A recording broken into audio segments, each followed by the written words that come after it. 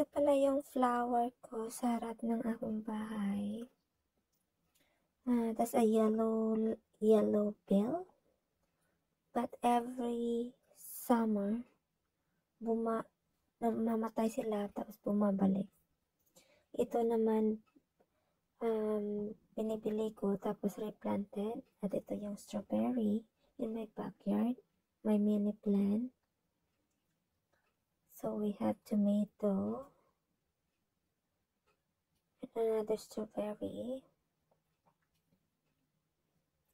So this is the plant, the front of the house. Strawberry in my plant. Another, so ito naman yung another plant and strawberry in other backyard. So mag-harvest ako. Ito yung harvest ko, peas and strawberry. I have also daon kamote.